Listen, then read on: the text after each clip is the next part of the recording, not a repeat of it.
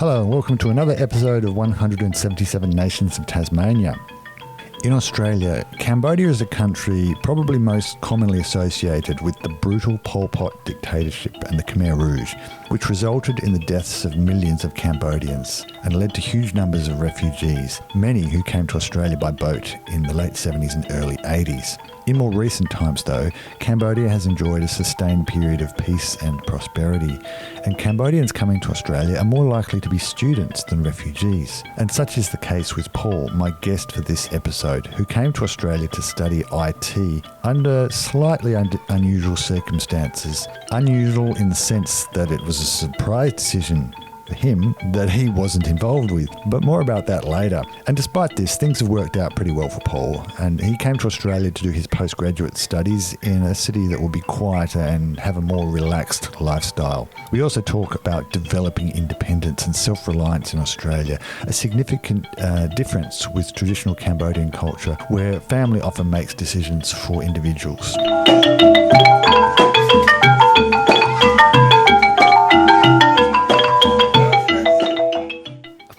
As far as I can remember, my family stayed in a small apartment, I think on the second or third floor with a few other relatives as well. Back then we weren't that well off. It took my family quite a while until they earned enough to get our own place. It was a really good area, I guess. Everyone is close, the community is close as well, and I remember a lot of good things during my childhood. Everyone was nice, and then after, I think while I was in grade 1 or 2, we moved to our own place, and then just from there I did high school, learned English, and got a chance to come here to Australia. So before we moved out, we lived right in the middle of the city. And then when we moved out, we moved to a bit of a rural area. But now the city has been developed and that rural area is not really rural anymore. It's just in the city now. So it's like a suburb of the city. Yeah. And so what would you say is your maybe best memory or strongest memory from your childhood? I would say a lot of friends. Childhood friends. Back then there's no internet, there's no phone. We were just playing outside. We did a lot of stupid stuff. It was fun, riding bikes around, exploring small areas and all that. That was the most memorable one. Yeah. What sort of activities were popular for kids at that time? We played outside, and because of that we played a lot of hide and seek.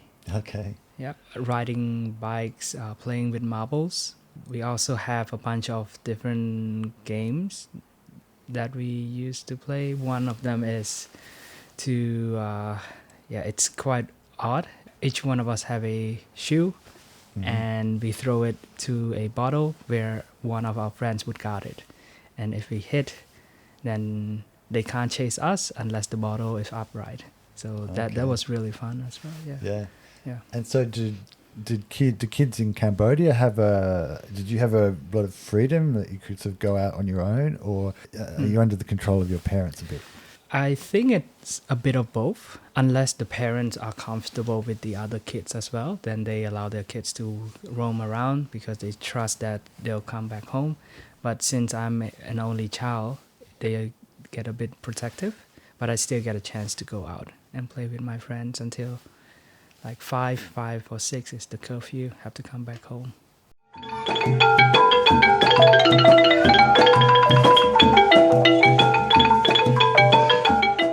Primary school is pretty normal. I went to a public school, nothing special. It's also, I'm not sure about how primary school work here, but in our primary school we have like a market within the school where we can go buy lunch and breakfast and all that.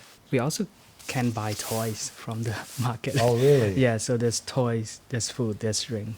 Get everything there. Yeah, so it really is like a Yeah, a it is. market. And so do you buy, are there like stalls where you buy these things? Yeah, so in the market, there's a okay. bunch of different stalls. There's food, there's drinks, and then there's a bunch of, you can buy books, pencils, Oh, if you need okay. to. It's like a very, very small market. Oh, yeah, Yeah. that is different. Yeah. So who's running those stalls? It's, Are they employed by the school or are they just... they're not, I don't think they're employed by the school. I think that they have to pay some fee, Okay. and then they get to put their stall there and sell stuff to us. And like, were you close to that extended family? I mean, is extended family important in Cambodia? Oh yeah, we had quite a bad history in before Khmer Rouge. Mm-hmm. Because of that, we're very close for our family. So yeah, they're really important, family values and all that. Yeah. Were there like family gatherings or special occasions Yeah. that you celebrated? Yeah, we have Khmer New Year, have a few more as well. We also, one of our like family tradition is to go to our great grandmother graves every year. That's like a road trip outside of the capital city, and that's where everyone comes together and spend our time. And do you do anything special when you go there? We set up a small area, and we would call monks to do a bit of prayer, Okay. and then we would have just lunch there. And it's very rural. Basically, it's just a tomb and it's just very isolated area. Yeah. Yeah, I've seen that in other Asian countries. Sometimes there are little shrines Yeah. in rural areas. Yeah, basically that. Yeah. To remember a family member. Yeah.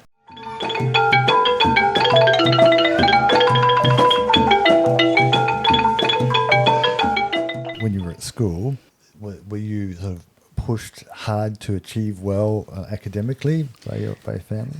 Yeah, that's pretty normal in our country.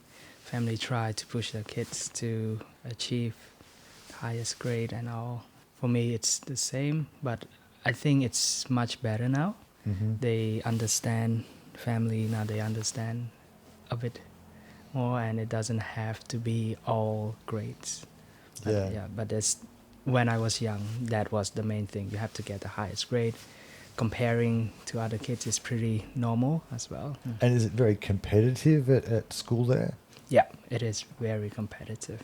So do you have a lot of exams?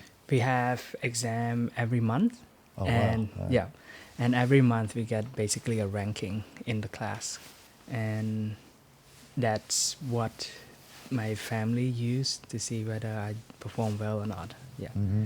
And did you usually perform well? You perform well most of the time, but there's times where I didn't perform too well, then I get scolded. And was that something you found a bit stressful, or is it just normal for you? I guess it's just normal for me. Yeah. Until I move here. When you're a kid, you don't really know the difference. Yeah, it's just very narrow because the society is like that as well. Everyone's getting compared to everyone else, and it's just very normal.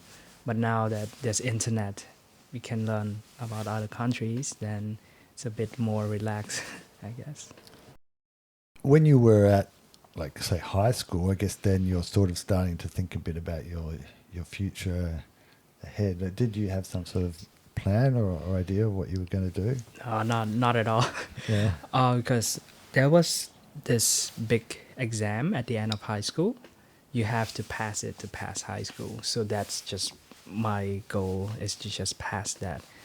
Because the ramification of not passing it, not just repeating the year, but also it doesn't look good on the family. Okay. That's how it's a start off. Because if your child fail, that means the parent fail. And because of that, there's a lot of pressure on me to perform well in that test. So every day is just class after class and then extra class as well after my normal class.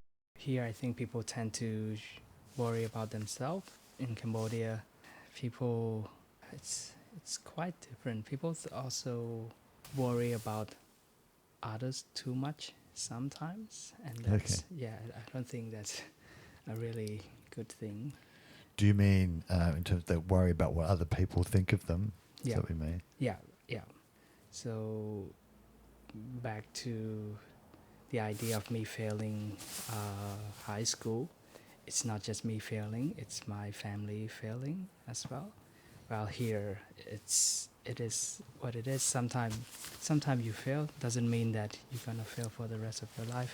Yeah. It's just a way to learn. Yeah, it's very, very different. And very few people here would think, oh, you've brought shame upon the family. Yeah. That's a very unusual thing in Australia, I think. Yeah.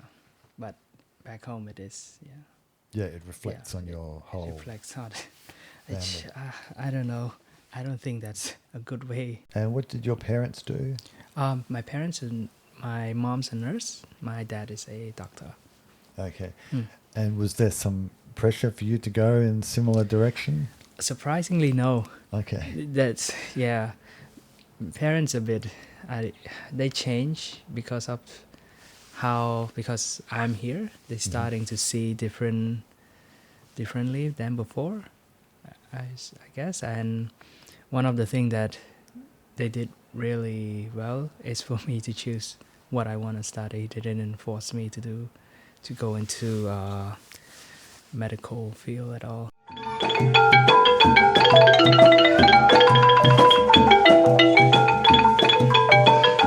The end goal for me during that time is to pass the exam. And so was your plan to continue on to university after that?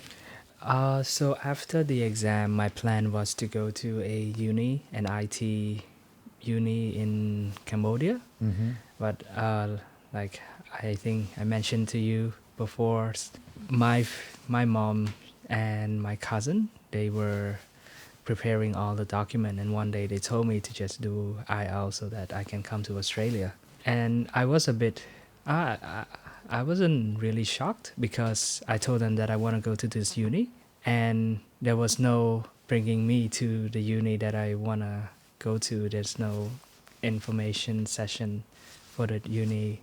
They didn't seem to be concerned about me not going to any uni.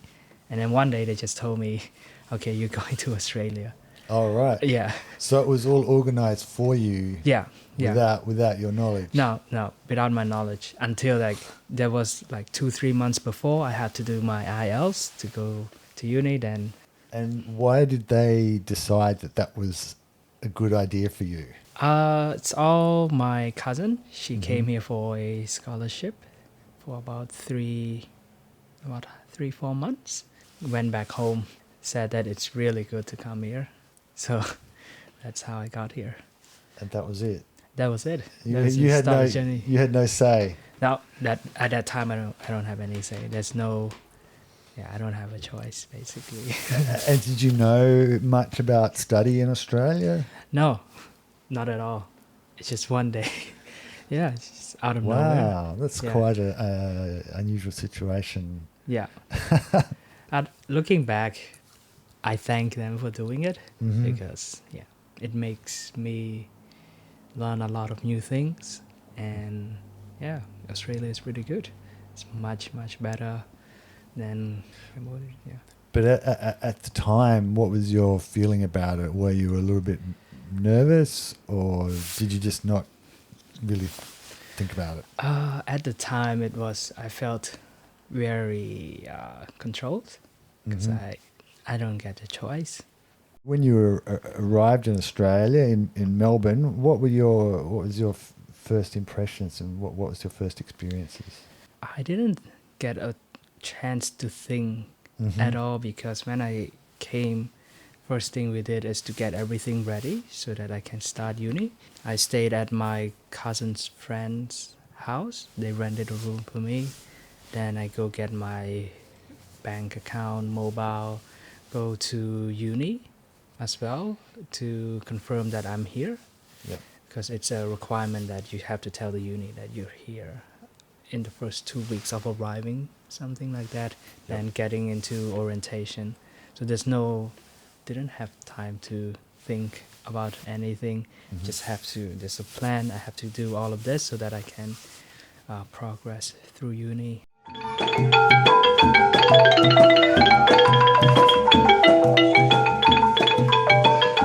Another culture shock was that back in my country, the teacher would tell us what to do. Here it's very self-directed, so that's very hard for me to adjust to that type of learning. Yes, that's a very common problem, I think, for especially Asian students, because of the expectations are different in style of, you're expected to be a lot more independent here. Which can be pretty tough, I think. Did you find that you eventually adjusted to that style? And how long did that take, you say? Take about a year and a half, because there was initially before I even do my bachelor, I have to do foundation year. During that foundation year, the tutor is a bit more involved in letting us know what's going on, how to do things. But as soon as I hit the first year of real uni, that's when things get tough, because I thought they have to do this for me so that I'll do it, but no, I have to go find the answer myself. And no one cares if you don't do the work. You just fail. You just fail. There's no, you should do this and this, else you're gonna fail. Like back home, if the teacher are interested in you passing, or they know that you rank a certain rank high in the class, and they look at you and you're doing bad, they'll let you know that you're doing bad and forces you to study more. But here you just fail. No, there's no one there to watch over you and to whip you to go. You have to do it yourself. That's a real big lesson from university. I think. That can be good for some people. Definitely. I think it's really good, because you have to fight for what you want in order to get it, which is a really important thing for me, coming from different culture where everything is forced on you rather than you going out and get what you want.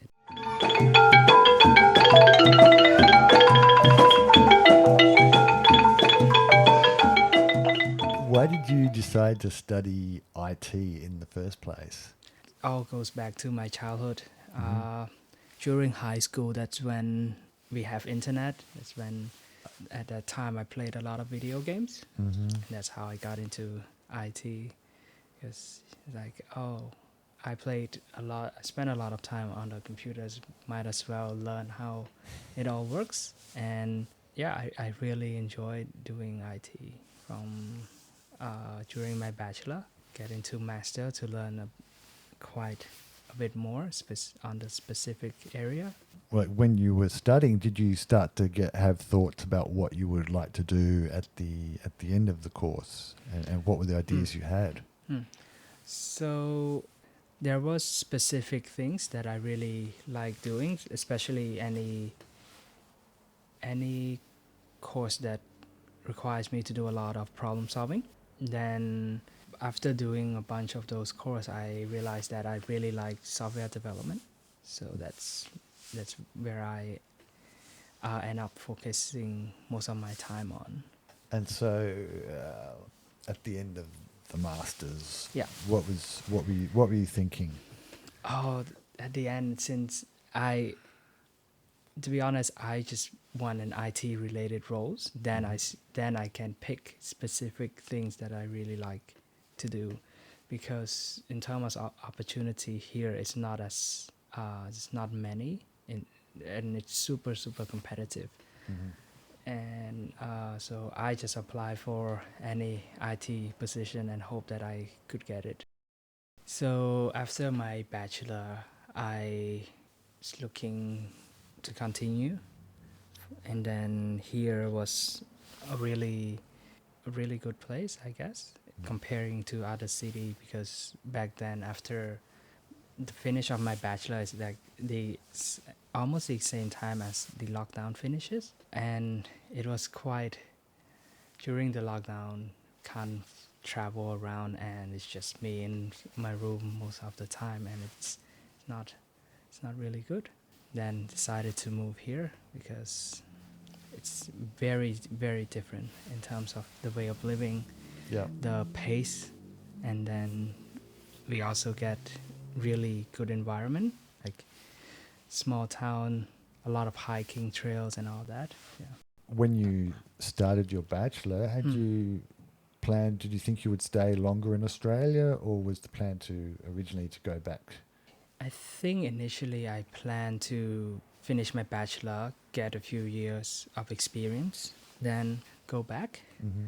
But then now I got into master, then now I got a position, I got a job here, which is really good. Then I'm not sure about whether I'll be going back or not, because Tassie, it's really good. The environment is really good. The workplace is also really good. The workplace culture. Mm-hmm. What I've heard from back home, it's not the same.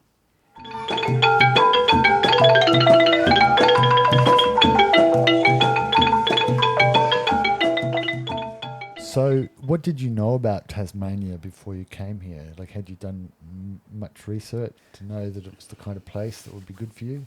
Not really, Mm-hmm. because the other option would be just the same as Melbourne. Okay. And I choose Tassie because it's not the same as Melbourne.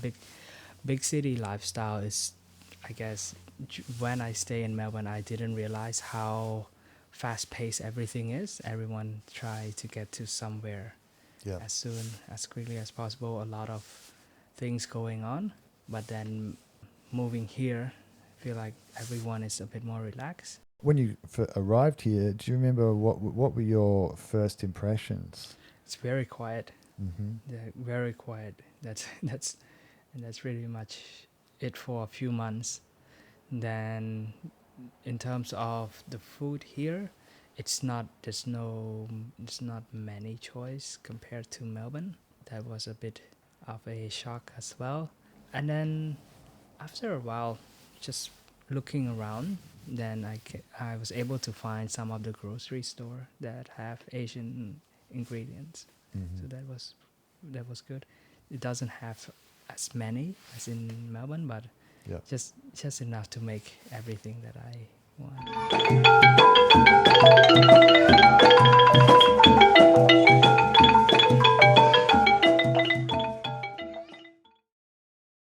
And so, what sort of things were you applying for? I applied for help desk, software development, front end development, database admin, data engineer.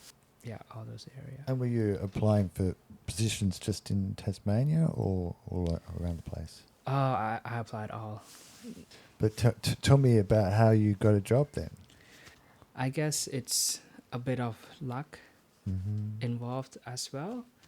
During my uni time, I did a bit of student job, and because of the experience I got from the student job, I think I was able to land this grad position. Very normal. I just applied for the grad role, did a 3-4 stages of interview and behavior tests and all that, and one day I got a call for the final interview with the Department of Fire Emergency Management, and is able to get into this position. But tell me about the student jobs you did. What were they, and how do you think they helped you?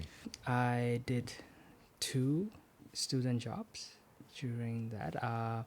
One is called PASS, Peer Assisted Study Session. Mm-hmm. That one really helps in terms of public speaking, because Okay. I lead a class of first year student in one of the unit. I come up with the material each week on what we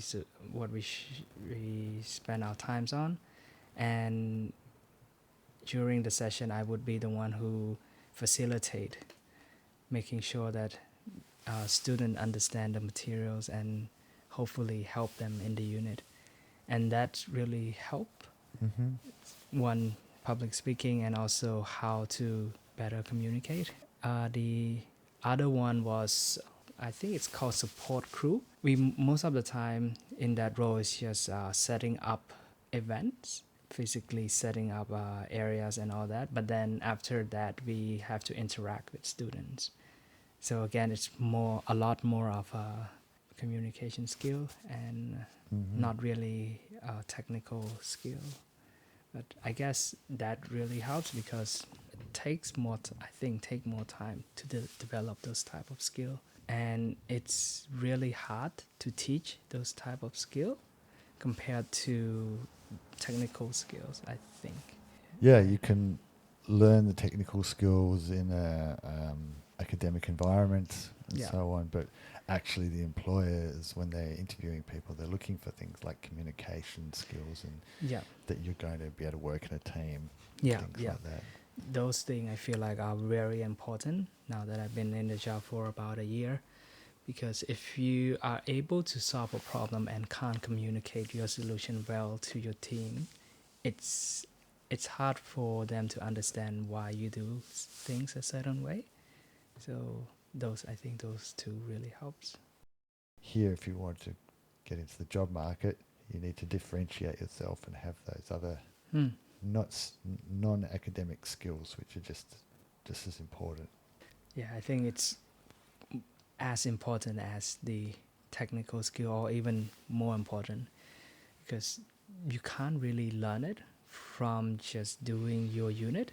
You have to have a lot of experience talking to different people. Then you'll be able to learn how to communicate with certain type of people, certain way of communicating and all that. It's just a lot of experience, and I guess it doesn't really matter what you do. The role doesn't really matter as long as you get a chance to talk to other people. That's gonna help, because I guess it shows whether you've done hospitality jobs before. When you go into the interview and talk to people, you like small queue and all that, looking, smiling, handshake. It's subconscious, I guess.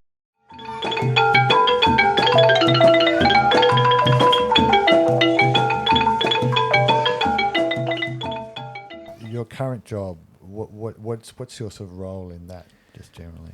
Generally, my role is a data analyst. It's mostly dealing with a lot of data, making sure everything in the right place. Yeah. And what's the thing that you have appreciated most about living in Tasmania since you've been here? I think it's the people. People are very nice, and some people go out of their way to make sure that you're successful, make sure I'm successful.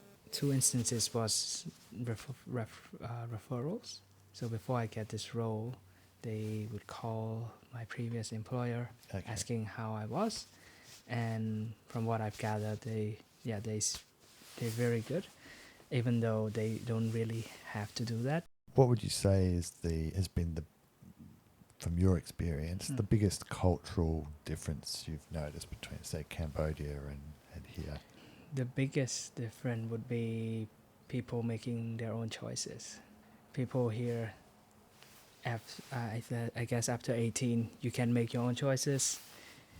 Right or wrong, doesn't matter. It's your choice. But back home, you can't really do that. Usually, the parents would make all the choice, and the kids would just follow it. And that's the main difference. Just I tend to tell my relatives for their kids to come and study here if they can support them financially, because it really teaches you how to think for yourself, and doesn't matter where you go. That's a extremely important skill to learn. Before you got your current position, did you have much experience applying for jobs? Before I got this one, I applied for so many, probably 50 to 100 until I get this one. So it's like a progression. If you can see it, the first 10, 20, I heard nothing back. And if I heard something back, usually, oh, apologies, we're going for a different person. But it's reality. You have to apply it to so many until you get your CV right, get your cover letters right. Then you get a chance to do interview. And before I get this role, I did 3-4 interview for different grad position as well, and I learned from it to be able to get to this one. So again, I understand how it feels getting rejection, especially the first few one. It doesn't mean that you're not up to the job. It's just at the other side is someone else looking at your CV and they perhaps misinterpret what you meant, what you wrote down. So the more that you do it, the better you can make sure that everything aligns with what the company is looking for. So that is just another skill that you have to learn. And in order to improve that skill, you have to practice.